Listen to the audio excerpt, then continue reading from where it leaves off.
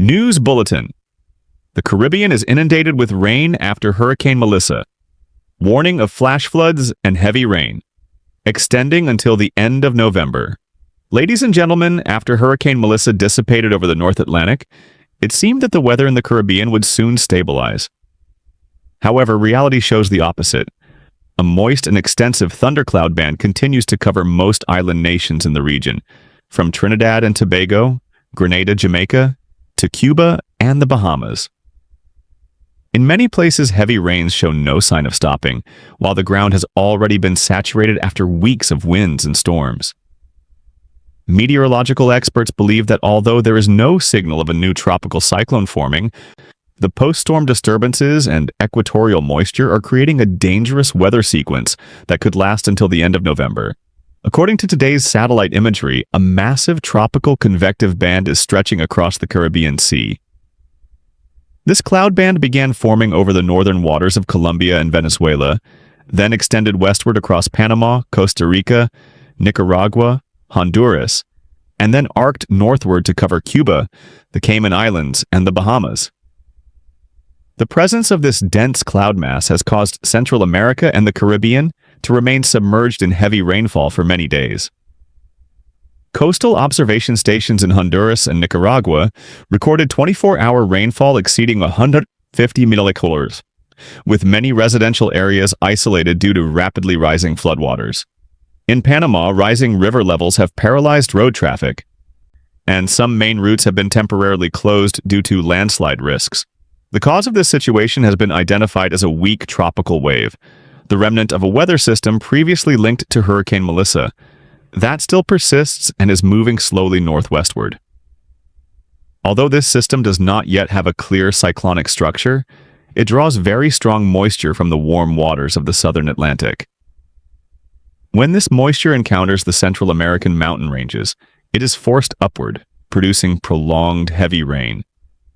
This is a typical weather pattern at the end of the hurricane season, when the atmosphere still holds enough energy but lacks the conditions to create a hurricane, instead producing unrelenting, erratic, and persistent rains. In Costa Rica and Panama, torrential downpours have caused many rivers to overflow. The national meteorological agencies warn of high risks of flash floods, landslides, and urban inundation, especially in Pacific coastal provinces and the Central Highlands. Rescue teams have had to evacuate dozens of households living near the Reventazon River and the northern hills of Chiriquí Province. Meanwhile, in Nicaragua and Honduras, the situation is no better. Heavy rains have damaged hundreds of hectares of crops and cut off many roads. Average rainfall over the past 3 days in this area has ranged from 120 to 180 millimeters, with some spots exceeding 200 millimeters, enough to cause severe flash flooding. To the east, Jamaica and the Cayman Islands are also experiencing unstable weather. Thunderstorms appear scattered in the afternoon and evening, accompanied by strong gusts. Jamaica's meteorological agency reported that some southern coastal areas of the island have recorded about 50-60 millimeters of rain in just a few hours. Although not yet causing widespread flooding, the risk of localized flooding in low-lying valleys remains present, especially as forecasts indicate rain will persist at least through midweek. In Cuba, scattered showers have also spread across the entire west, focusing on Havana and neighboring provinces. Strong southwesterly winds are raising sea levels, affecting domestic ferry routes. Meanwhile, the Bahamas and Turks and Caicos are under the influence of the northern edge of the system, with alternating sun and showers but gusts reaching force 78 on the Beaufort scale and rough seas. However, the area considered most concerning at present is Trinidad and Tobago, an island nation on the southeastern edge of the Caribbean. Weather models show that in the next 3 days, rainfall here may exceed 100 millimeters, equivalent to 4 inches of water. With low-lying terrain and weak drainage, the risk of rapid flooding is very high. Local authorities have advised residents to limit travel during heavy rain and to prepare evacuation plans in low-lying areas. Neighboring islands such as Grenada, St. Vincent, and the Grenadines are also within the area of influence, as the moisture mass moves along the southern rim of the cloud band. Northeastern Venezuela, especially Sucre and Delta Amacuro states, has recorded heavy rain lasting through the night, causing some areas along the Orinoco River to begin flooding. In the central Caribbean Sea, Colombia's two islands of San Andres and Providencia continue to be focal points of heavy rain. In just the past 72 hours, measured rainfall has approached 150 millimeters, equivalent to 6 inches. Meteorologists warn that with weakened ground after the storm, the likelihood of landslides is very high. Marine traffic around this area has also been significantly affected by strong winds and high waves. Although heavy rains are occurring over a wide area, forecasting centers in the U.S. and the region, including the National Hurricane Center, NHC, all affirm that there are no signs of a new tropical cyclone forming for at least the next 5 to 7 days. However, this does not mean the weather will stabilize, because the moist cloud band continues to shift northward. According to forecast models, by midweek, this moisture mass may spread to Cuba, the Yucatan Peninsula, and even slightly affect southern Florida.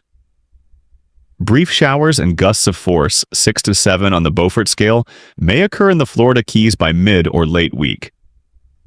The island nations of Puerto Rico, Haiti, and the Dominican Republic will experience intermittent showers, with average rainfall of 25-50 millimeters.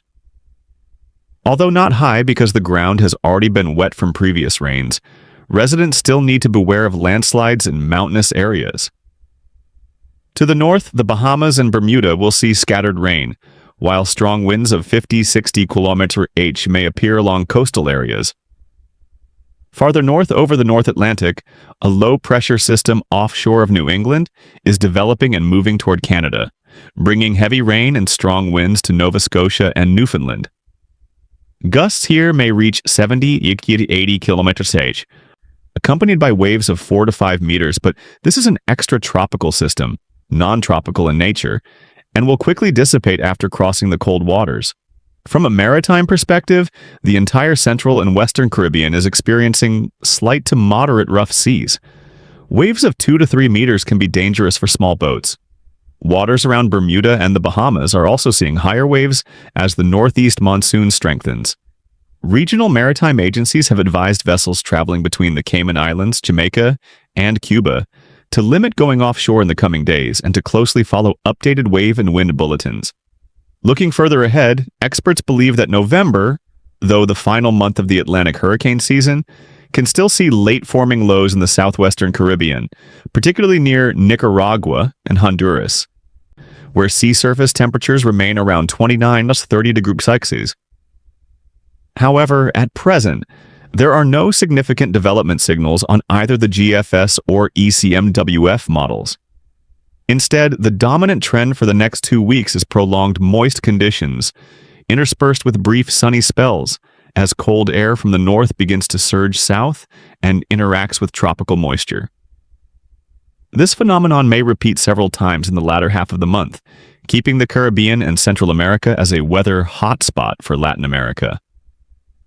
On a broader scale, North America is also witnessing a period of strong atmospheric variability. A series of cold fronts is moving along the Atlantic coast, from New England in the United States up to the Gulf of St. Lawrence in Canada. The Ontario and Toronto areas are expected to receive light rain of 5 to 10 millimeters today, accompanied by strong southwesterly winds up to 50 km/h. By midweek, cold air from western Canada will surge into the Great Lakes region, causing temperatures to drop rapidly, while the U.S. West Coast is preparing for a new round of heavy rain as cyclonic systems move in from the Pacific. Although these monsoonal bursts are not directly related to the Caribbean, they indirectly influence by adjusting upper-level wind directions, thereby affecting the movement of tropical moisture masses to the south. Returning to the Caribbean, forecasting centers continue to warn, from now until the end of the week, average rainfall in Trinidad and Tobago may reach 120 millimeters, with locally higher amounts. The Cayman Islands and Jamaica will see 40 to 60 millimeters of rain, while Honduras, Nicaragua, and Costa Rica may exceed 150 millimeters, equivalent to 6 inches of water. The islands of Grenada, St. Vincent, St. Lucia, and eastern Venezuela are also within the 70-90 millimeter rain band. With such rainfall, the likelihood of flash floods, landslides, and urban inundation is entirely possible. Regarding temperature trends, most areas maintain daytime levels of 27 to 30 degrees Celsius, warm but muggy due to high humidity. At night, temperatures drop slightly to 23 to 25 degrees Celsius, but due to thick cloud cover, it still feels quite stuffy. In contrast, the Bahamas and Bermuda are cooler, at only about 22 to 24 degrees Celsius with strong northeasterly winds. These factors show that the Caribbean is entering a late-season moist phase when tropical energy has not yet dissipated, but cold air from the North Atlantic has begun to surge south. This interaction can make the weather unstable and difficult to forecast, and in a few scenarios, a weak low or a late tropical depression may appear in the latter half of November. Although the probability is low, residents of coastal countries should remain vigilant, especially in Honduras, Belize, Jamaica, and southern Mexico. In conclusion, after Hurricane Melissa, the Caribbean has not yet found peace. Heavy rain, localized flooding, and high seas continue to be the foremost dangers this week. No new hurricanes are forming, but the excess moisture left behind means that even a small disturbance can cause widespread inundation. Therefore, meteorological agencies and the international community will continue to closely monitor the situation, especially as the northeast monsoon begins to strengthen in the second half of November, an element that has caused many historic rain events for the Caribbean in previous years. We will continuously update you with the latest information on flooding and the potential for low-pressure formation in the region. If you are living in the island nations or Central American areas, please check local forecasts frequently and limit travel during periods of heavy rain. Before closing the bulletin, please press like, subscribe to the channel, and turn on notifications to always receive the fastest weather updates from us. Every good wish, share, or feedback from you will be a great source of motivation helping us continue to deliver higher quality bulletins each day. Thank you for watching. We wish you peace and health, and hope that the storms will soon pass so that the Caribbean Sea may return to its characteristic, brilliant golden sunshine.